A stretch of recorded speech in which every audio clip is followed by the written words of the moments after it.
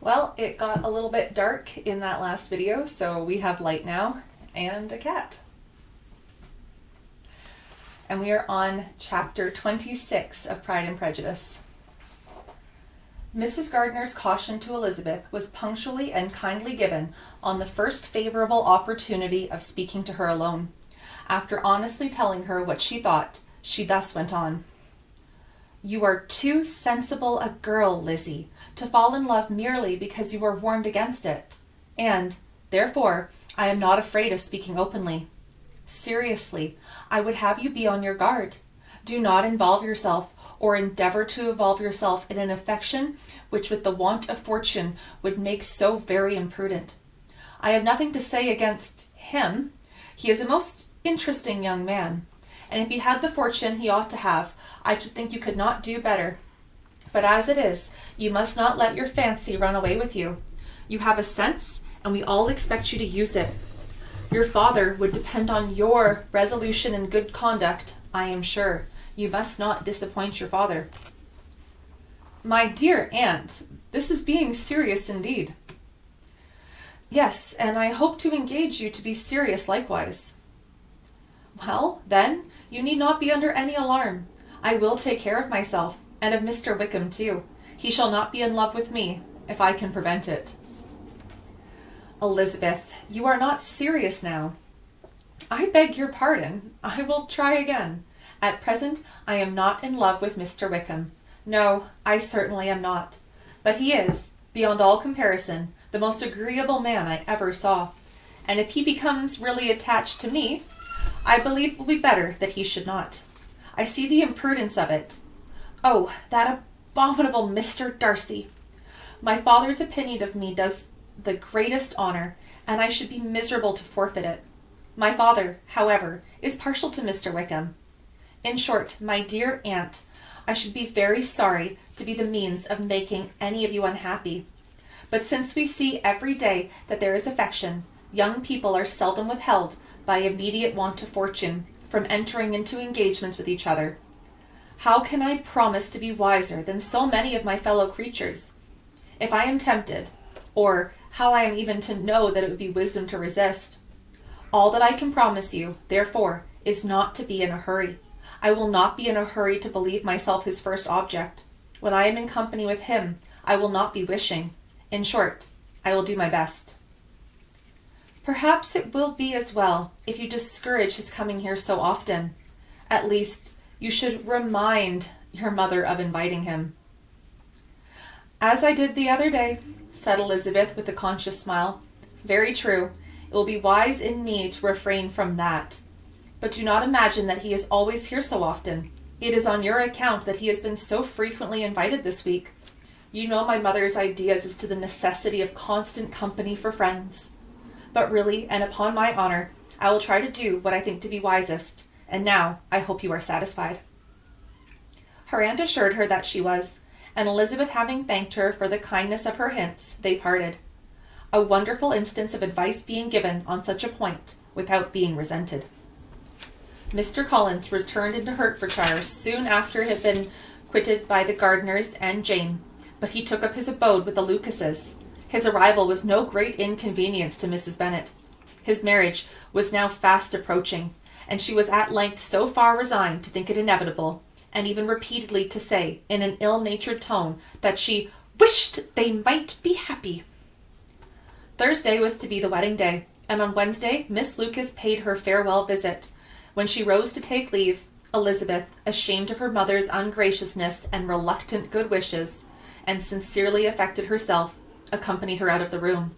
As they went down the stairs together, Charlotte said, "I shall depend on hearing from you very often, Eliza."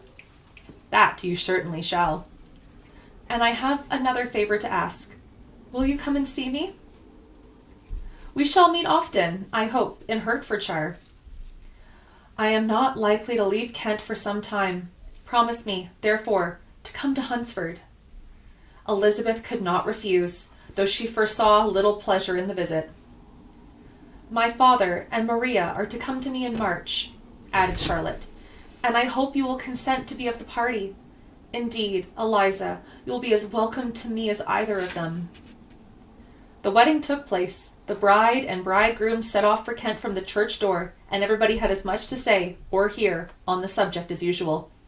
Elizabeth soon heard from her friend, and their correspondence was as regular and frequent as it had ever been.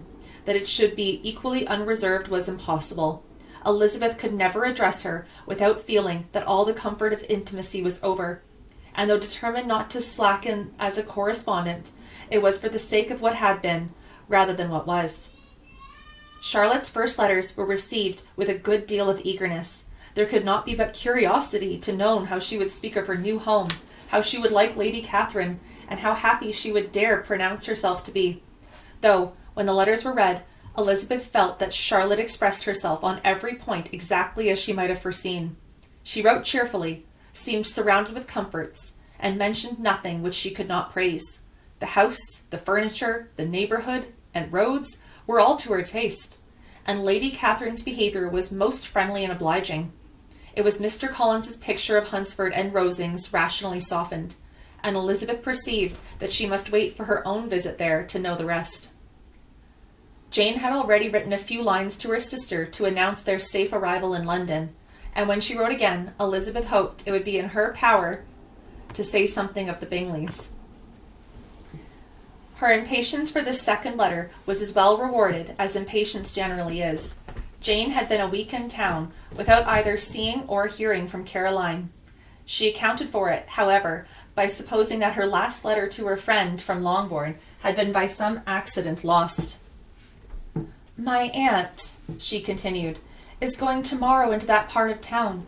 I shall take the opportunity of calling in Grosvenor Street." She wrote again, when the visit was paid, that she had seen Miss Bingley. "I did not think Caroline in spirits," were her words, "but she was very glad to see me, and reproached me for giving her no notice of my coming to London. I was right, therefore. My last letter had never reached her. I inquired after their brother, of course. He was well, but so much engaged with Mr. Darcy that they scarcely ever saw him. I found that Miss Darcy was expected to dinner. I wish I could see her. My visit was not long, as Caroline and Mrs. Hurst were going out. I dare say that I shall soon see them here." Elizabeth shook her head over this letter. It convinced her that accident could only discover to Miss Bingley her sister's being in town. 4 weeks passed, and Jane saw nothing of him. She endeavoured to persuade herself that she did not regret it, that she could no longer be blind to Miss Bingley's inattention. After waiting at home every morning for a fortnight, and inventing every fresh an excuse for her, the visitor did at last appear, but the shortness of her stay, and yet more, the alteration of the manner, would allow Jane to deceive herself no longer. The letter which she wrote on this occasion to her sister will prove what she felt. "My dearest Lizzie will, I am sure, be incapable of triumphing in her better judgment at my expense, when I confess myself to have been entirely deceived in Miss Bingley's regard for me. But, my dear sister, though the event has proved you right, do not think me obstinate if I still assert that, considering what her behaviour was, my confidence was as natural as your suspicion. I do not at all comprehend her reasoning for wishing to be intimate with me, but if the same circumstances were to happen again, I am sure I should not be deceived again. Caroline did not return my visit till yesterday, and not a note, not a line, did I receive in the meantime. When she did come, it was very evident that she had no pleasure in it. She made a slight, formal apology for not calling before, said not a word of wishing to see me again, and was in every respect so altered a creature that when she went away, I was perfectly resolved to continue the acquaintance no longer.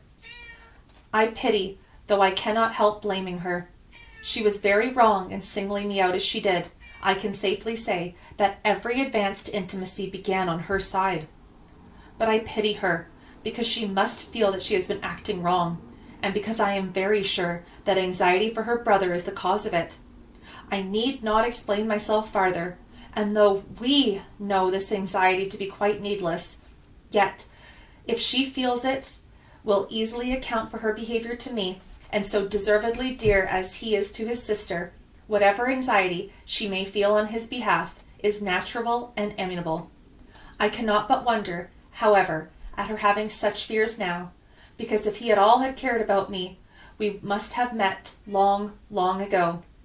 He knows of my being in town, I am certain, from something she said herself, and yet it should seem, by her manner of talking, as if she wanted to persuade herself that he is really partial to Miss Darcy. I cannot understand it. If I were not afraid of judging harshly, I should be almost tempted to say that there is a strong appearance of duplicity in all this. But I will endeavor to banish every painful thought, and think only of what makes me happy, your affection, and the invariable kindness of my dear uncle and aunt. Let me hear from you very soon. Miss Bingley said something of his never returning to Netherfield again, of giving up the house, but not with any certainty. We had better not mention it. I am extremely glad that you have had such pleasant accounts from our friends at Hunsford. Pray, go see them with Sir William and Maria.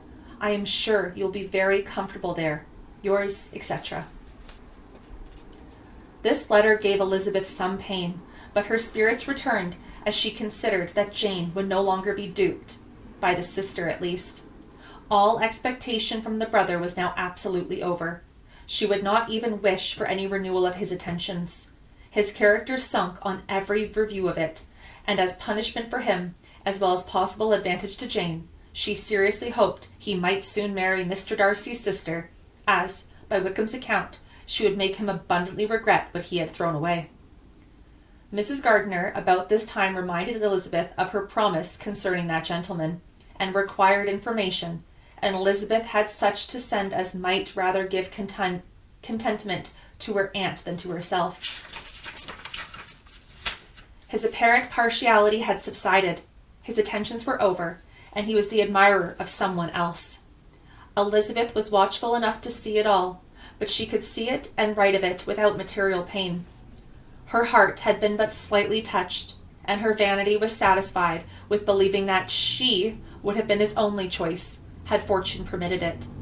The sudden acquisition of £10,000 was the most remarkable charm of the young lady, to whom he was now rendering himself agreeable. But Elizabeth, less clear-sighted perhaps in this case than Charlotte's, did not quarrel with him for his wish of independence. Nothing, on the contrary, could be more natural. And while able to suppose that it cost him a few struggles to relinquish her, she was ready to allow it a wise and desirable measure for both, and could very sincerely wish him happy. All this was acknowledged to Mrs. Gardiner, and after relating the circumstances, she thus went on. I am now convinced, my dear aunt, that I must never have been much in love, for I had really experienced that pure and elevating passion. I should at present detest his very name, and wish him all manner of evil. But my feelings are not only cordial towards him, they are even impartial towards Miss King. I cannot find out that I hate her at all, or that I am in the least unwilling to think her a very good sort of girl. There can be no love in all this. My watchfulness has been effectual, and though I should certainly be a more interesting object to all my acquaintance were I distractedly in love with him, I cannot say that I regret my comparative insignificance. Importance may sometimes be purchased too dearly. Kitty and Lydia take his defection much more to heart than I do. They are young in the ways of the world, and not yet open to the mortifying conviction that handsome young men must have something to live on, as well as the plain.